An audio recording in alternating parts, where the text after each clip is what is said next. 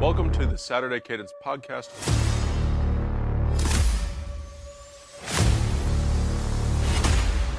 I'm Blake Biscardi, and remember, the Saturday Cadence podcast is the heartbeat of college football.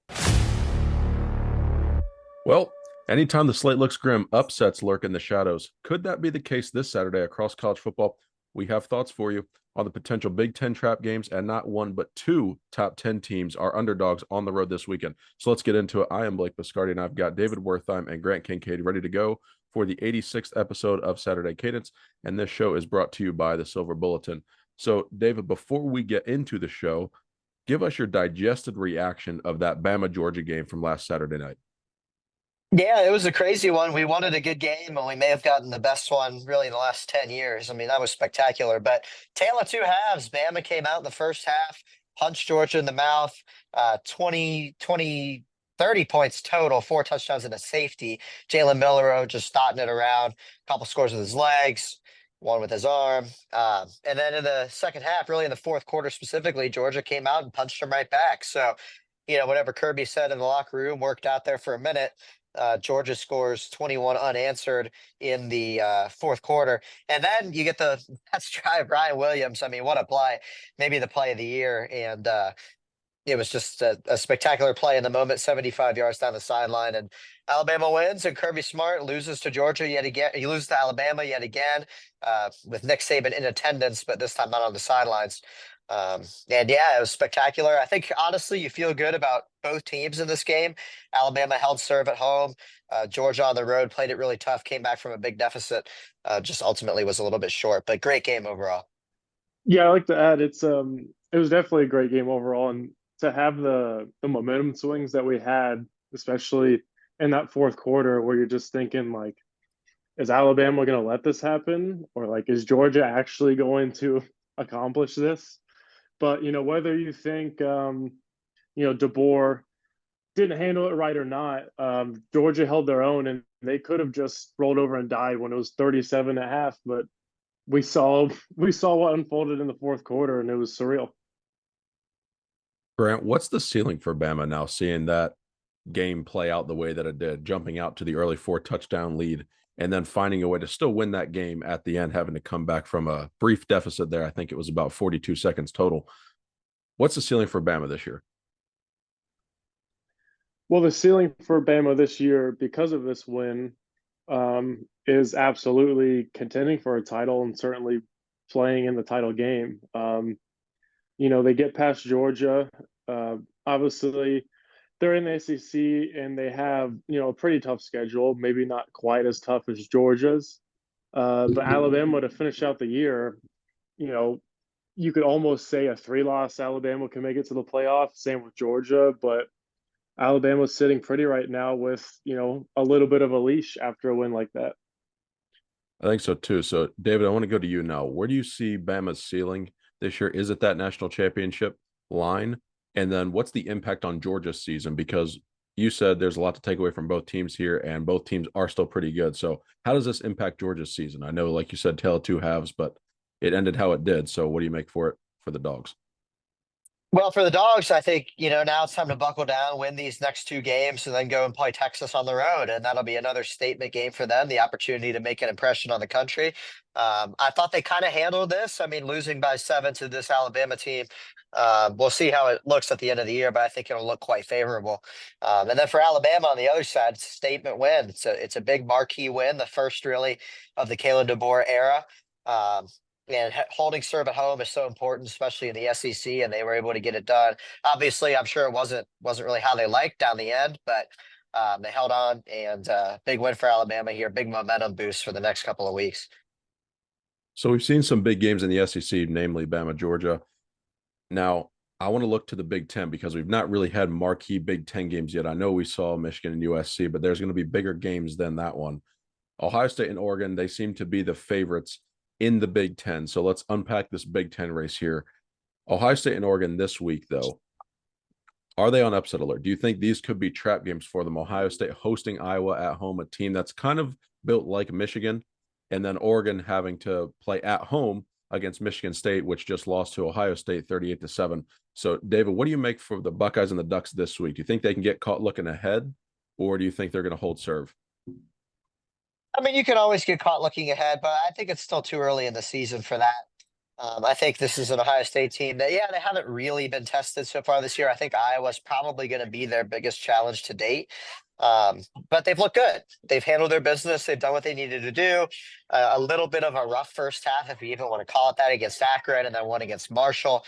But this Iowa team shouldn't give the Buckeyes any real troubles.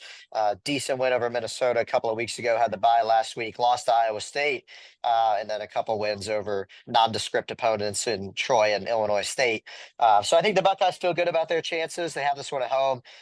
So I think they're in good shape. Now, as for Oregon, obviously a little bit of a different story. They haven't looked as good this year, had a couple of close games, notably to FCS Idaho. That this is a game that they should also win at night at home against the Michigan State team that didn't really look all that scary last week. I know they moved the ball a little bit, but a lot of turnovers. And I think Oregon should probably hold serve at home too. Yeah, I'm with you on that one. And, you know, looking at this for Oregon, this is going to be the biggest home game that they've had in Dan Lanning era. And then honestly, it's been a while since Oregon's had a home game that's going to be this big, what you see with Ohio State next week.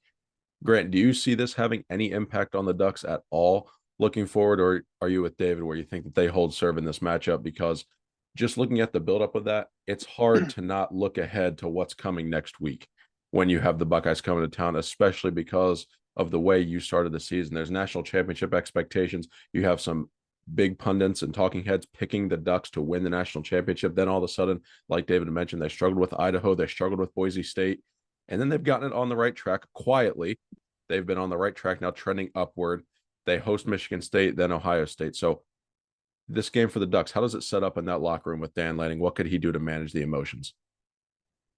Dave did hit on the point of just, Oregon's kind of been in a few clunkers this year already. And we definitely didn't anticipate that happening. I think everyone had Oregon in their top three at least entering this year.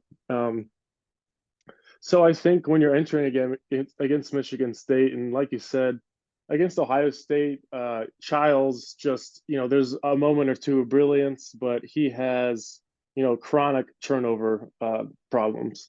And this is a team that if Oregon just comes in and plays the style of ball that everyone knows they can, they have plenty of talent on the field, and Gabriel is more than capable of catching fire at any point. You just have to take care of business, which they should. And, who knows what's going to happen next week. Oregon just seems like there's something a little off. So let's hop back to Ohio State, Iowa. David, let's preview this game a little bit here because it's one of the bigger games of the week. This Ohio State defense, we've seen some questions at linebacker for the Buckeyes so far. I think the defensive line's played well. We know in Jim Knowles' scheme, we've had some of the DBs play off the ball a little bit more. That's to limit the big plays. And Ohio State still has the top pressure rate in the country defensively, but linebacker's been a bit shaky. Caleb Johnson and Iowa are going to test that physicality of Ohio State and also the linebackers getting to the second level. Tyleik Williams, if he's able to play, which he should be, will make a big difference in this game. He's been missed on the defense for the last 2 weeks for the Buckeyes. How will this Iowa offense and rushing attack affect the Ohio State defense, or do you not see the Silver Bullets having any issues? It's hard to run on Ohio State. It always has been. It's just extremely difficult. We see it year after year. These top running backs get shut down by Ohio State's defense. The one that everyone always remembers is Saquon Barkley doing nothing after a big kickoff return. And yeah, I think that'll be the case this weekend. I think Ohio State will be able to stuff the run. I think they're going to sell out for it and make Iowa beat them with Cade McNamara in that offense. And there is a little bit of a revenge game element with Caleb Brown now at Iowa, former Ohio State wide receiver. So I'm sure he'll have a big day, or at least try to. But I think Ohio State handles the challenge, makes Iowa beat them in the air, and I don't think Iowa's able to do that consistently. What do you think about the DBs on the outside? Do you see the Buckeyes playing a little bit more press man? That way, like you said, they're going to sell it against the run. Do you think it's going to give them time to get those defensive ends home, maybe even the D tackles? Or do you think more of the same where they're going to play off the ball a little bit, maybe not the 10 to 12 yards, maybe about 6 to 8? Or do you think they'll be all up in their face and then really test Iowa's offense? Well, honestly, I think it depends what Jim Knowles wants to do with the safeties. He's had Caleb Downs and Lathan Ransom in all sorts of spots this year, kind of unleashed Downs last week. He had a big game, couple tackles for loss, some really nice plays. And then Ransom's just been a rock all year, forcing fumbles, making plays out there, tackles, been very consistent with his tackling. And so I think it depends what they want to do. I think those are probably the two best players on Ohio State's defense, if you want to look at it right now, are those safeties and kind of chess pieces for Jim Knowles. So I think the corners will kind of be reactive to that, depending on what Knowles does with the safeties. But I do expect they'll be a little closer to the wide receivers this week. I know Igbenogson got some flack for that last week. They were lining way up off the ball.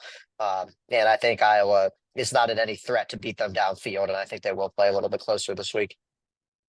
Grant, how do you see this matchup coming for the Ohio State offense? Chip Kelly, I don't believe, has ever faced Phil Parker. Ryan Day, this will be the third time that he has seen him. So what do you expect from the Buckeyes offensively? Do you think Will Howard's going to be involved in the run game early with the running backs and they really try to lean on that? Do you expect Ohio State to look to throw the ball down the field and try to stretch out that Iowa defense? What do you think the game plan will be for Ohio State? Well, I think a great indicator for the Buckeyes offense, first of all, is if they can run the ball consistently like they have against Iowa's defense, that bodes well for the Buckeyes for the rest of the season. So if there is kind of a storyline of that offense and specifically the running game, it's that. But I think that, well, what they've done all year is they're going to use a series of outside the tackle runs to kind of establish things.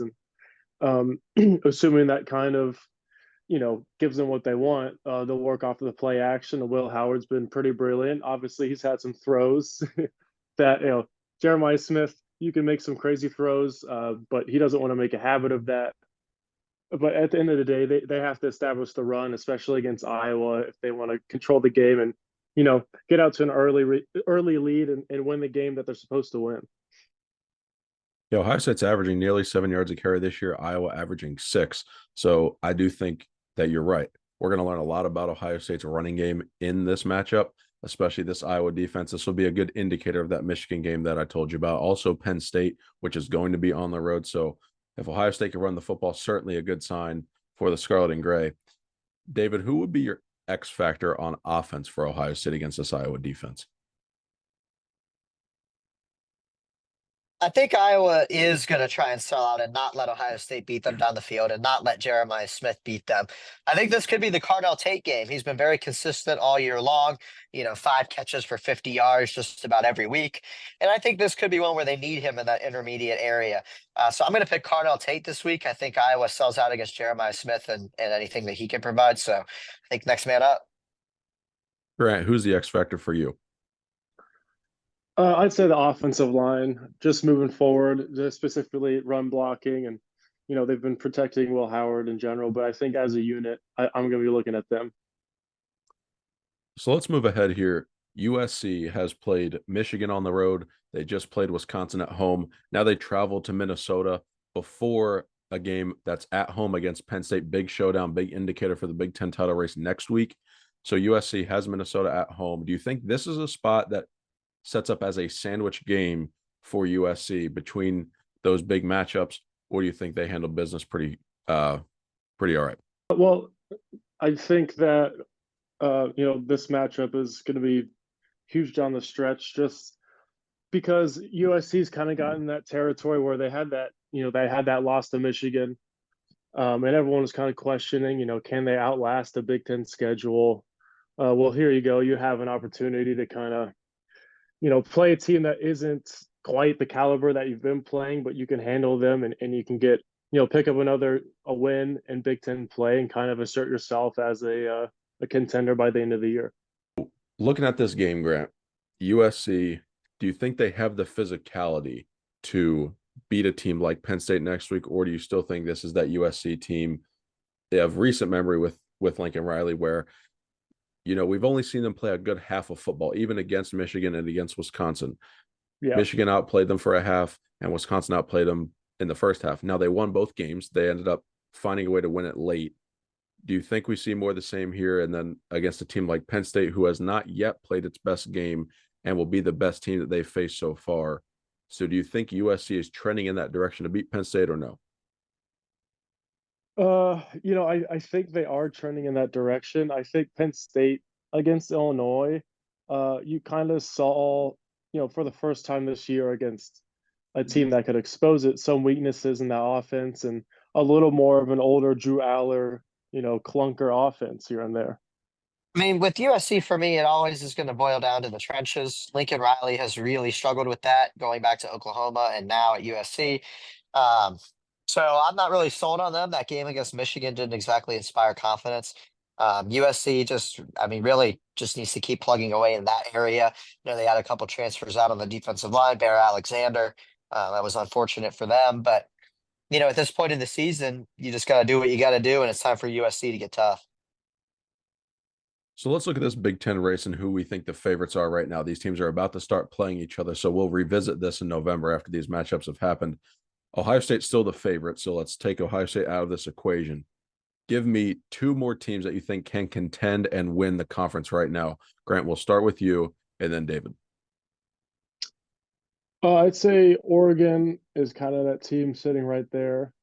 And really, assuming they can take care of business, specifically against USC, Penn State has a pretty clear path of making it to that final game. Yeah, I'm going to agree with Oregon. I think they are in a good spot, even with a loss to Ohio State. They're probably the second most talented team unanimously in the conference. I like the Penn State pick, but James Franklin is big game James, and he's got to win one for me to really hop on board. So I'm gonna pass on Penn State. I'm actually gonna go with Michigan here. I know it hasn't really looked inspiring the last couple of weeks, but they're still winning games. So until that stops happening, I'm gonna pick last season's defending champs. David, I'm partially with you there. I agree with Oregon, with both of you guys. I think they're the clear two in the conference. Penn State, I think, can back into this game, so I'll kind of touch on a couple teams here. Penn State can back into the game because they only have to beat one of USC or Ohio State in order to finish that season 11-1, assuming they take care of business everywhere else because they do not play Michigan or Iowa, which would be the other teams down the slate. And then you look at a team like Michigan who can run the football as well as anyone in the country. They still have good play on the offensive and defensive lines, albeit not as good offensively as years before, but that defense is still really, really good. So Michigan has Oregon come to town, and then they travel to Columbus to play Ohio State. So if they finish that season 10-2 with that loss being to Ohio State and they beat Oregon, I mean, what a story that would be for the Wolverines. I don't think Iowa has the horses offensively, and then USC, like you said, David, they just have to get more physical in order for me to buy into their stock. But let's get to the Saturday 7 picks here. So we're going to pick 7 games this week. Tough picks. The slate, there's, like I said, there's 2 top 10 teams who are underdogs this week. One of them against the number 25 team in the poll, and then another against an unranked team. So we're going to start with Oregon, Michigan State coming to town. The Ducks are 24-point favorites. I'm going to have to go with Oregon in this. Michigan State, I saw kind of what their deal was against Ohio State. I think on the road in Austin Stadium, it's going to be a lot of the same, and Oregon's going to cover that 24. Yeah, I like Oregon here as well. I don't think it's much of a challenge. Like I said earlier in the show, I think they hold serve at home against Michigan State. I'm going to be a little bit different here. I think Oregon, they're going to be looking to the Buckeyes. I don't think it's going to be a place where they lose the game. It's never going to be in danger. I just think it's played a little bit closer than they would be comfortable with. So Michigan State covers, but Oregon still wins.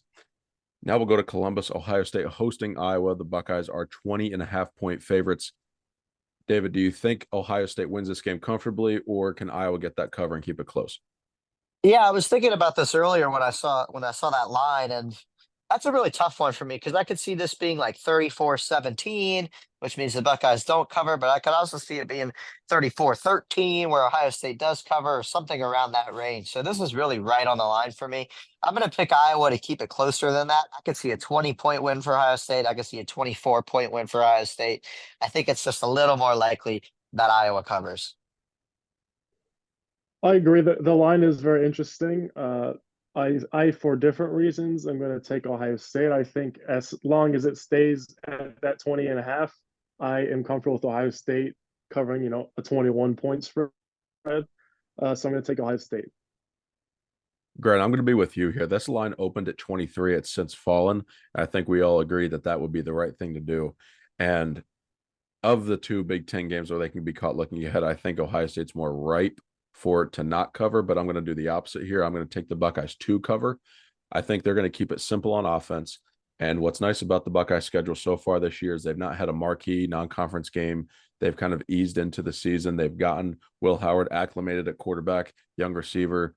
Jeremiah Smith has made an immediate impact outside of that first dropped pass he had. He has shined as bright as anyone in college football, already asserting himself as the best, if not one of the best receivers. So I think Ohio State's fine on offense, and that defense is going to keep Iowa's offense in check. I can't see them scoring more than 13 points. I couldn't imagine them getting in the end zone twice. So I would say a touchdown and a field goal is probably all the Hawkeyes can muster up. So I'll take Ohio State to cover.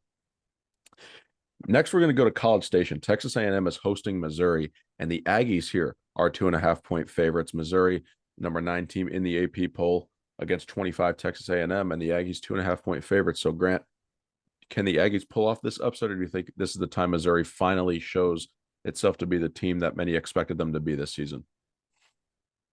Yeah, I think Texas A&M takes care of business at home. This is definitely a coin flip kind of game, along with a couple other games on this slate this weekend. But Missouri, it's time for them to expose their fraudulent ways. There's no way they deserve to be a top 10 team, and I think Kyle Field is going to expose that. Yeah, I think Texas A&M here as well. Missouri has not inspired me at all this year.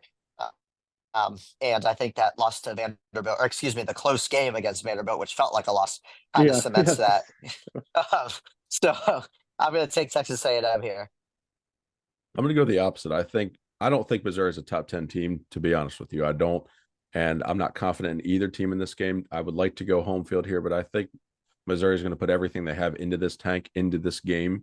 And Luther Burden, they're just going to find a way to win it. So I'll take Missouri plus 2.5. But again, I don't think they're a top 10 team, nor do I think they go far here in the SEC race, nor make the playoff. We're going to go out west now. Washington as 2.5-point favorites hosting number 10 Michigan.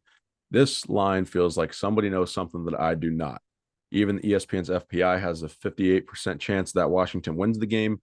David, you said you're going to pick Michigan until someone beats them because they can just find ways to win games. Is that the case here? It's a night game locally, so 4:30 out on the West Coast. Yeah, I'm picking Michigan here. Yeah, the line is fishy, but I'm still taking the Wolverines on this one. I'm probably gonna hammer their underdog line because why not? And yeah, I think Michigan wins here, and I'm not sure it'll be that close. I don't know what everybody's seeing in Washington, but I'm not seeing it. I'm gonna go ahead and go with Vegas's trend here and take Washington at that, especially at 2.5 here. I just think that yes, the running game can travel and Michigan can certainly run the ball, but I'm just imagining Alex Orji on the road at night, trying to throw the ball in important situations, and I just can't pick Michigan. And I may be dumb for that, but I think Washington takes it. I debated this game hard the whole day. I have gone back and forth. I see ways Washington wins this game. I was, number one, surprised to see Michigan be the underdog. So then that was where the red alert signals went off because I thought, no way this game's on the board this week. But here we are.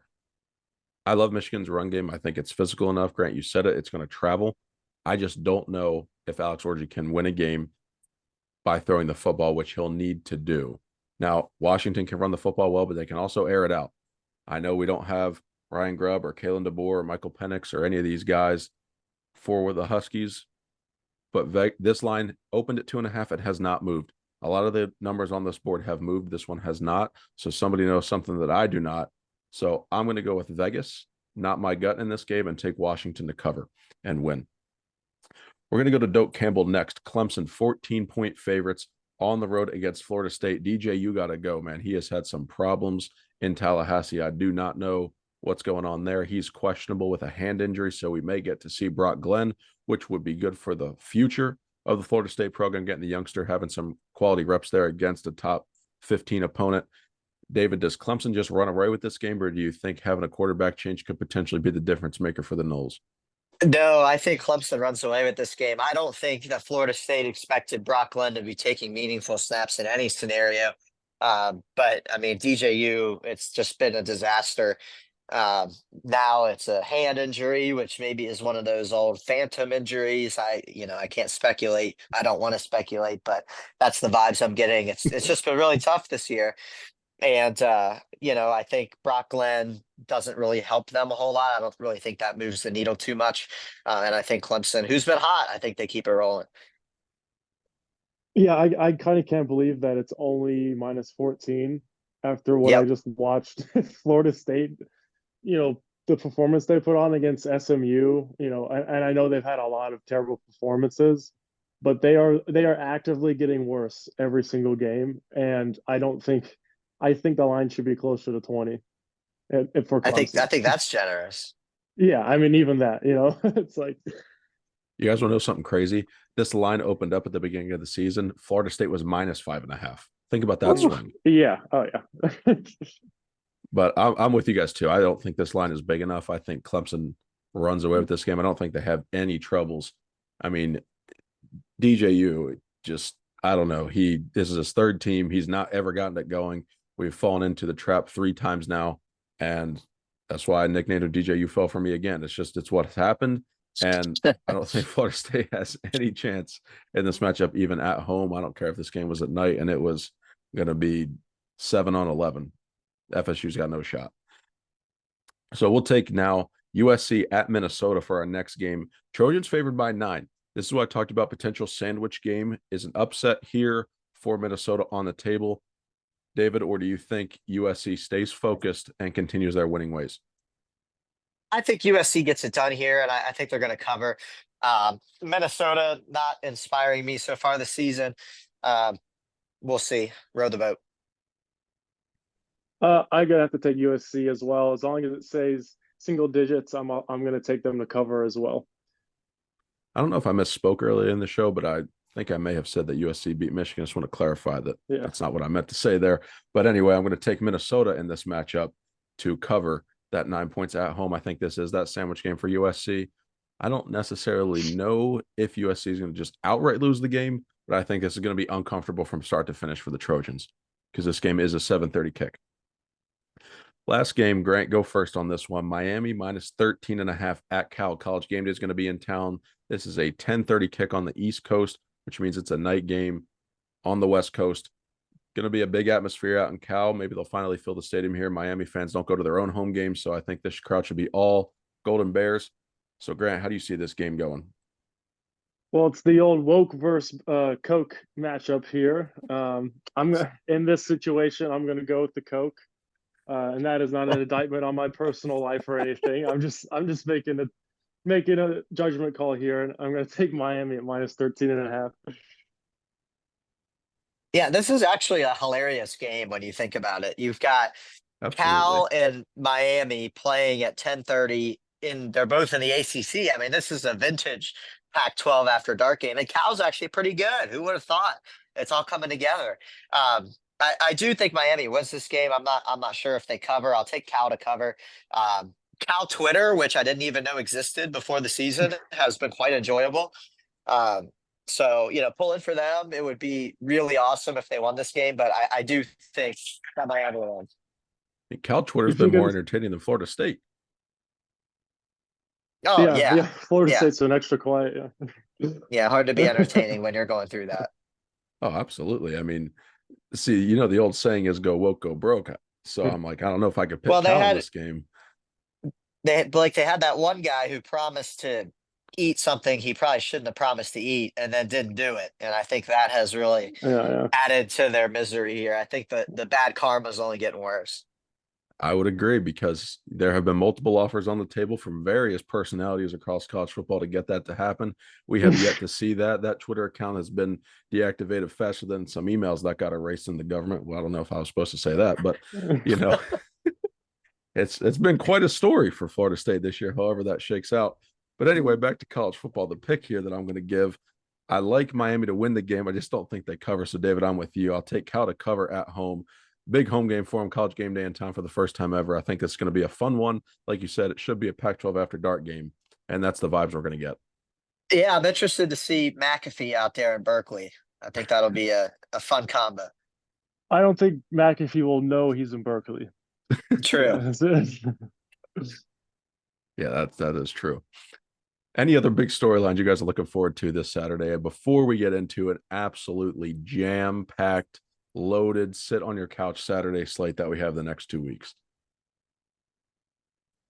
No, I mean there's a couple fun ones down the board. Obviously, you start getting into action a little bit. You got Ole Miss and South Carolina, which I think this time last week we wouldn't be saying was a great game, but all of a sudden Ole Miss still at number 12, and that could be a fun one. And then obviously down the line you got Michigan at night, that'll be fun. Kansas at Arizona State, and then we'll close the night with that Miami Cal, which should be a thriller. Oh yeah, there's no doubt about that. I just I'm really excited for the October slate. I think there's a lot of great games. I would strongly advise you. Now, I'm not going to tell anybody what to do, but I'm going to advise you to cancel all of your plans for the 12th and the 19th because you could sit on your couch from morning until you go to sleep, which should be after midnight if you're a responsible college football fan, and watch those games because there are some incredible college football happening. Ohio State, Oregon, and Penn State, USC, namely on the 12th. And then we have Georgia, Texas, and then Alabama, Tennessee on the 19th. So just incredible football to watch. But we want to thank you guys for listening to today's episode. Make sure to like and subscribe to the channel and leave us a review because it really helps out our show. Check us out on social media at Saturday Cadence for more content throughout the week. And remember, the Saturday Cadence podcast is the heartbeat of college football. For David Wertheim and Grant Kincaid, I am Blake Biscardi. We will see you next time. God bless.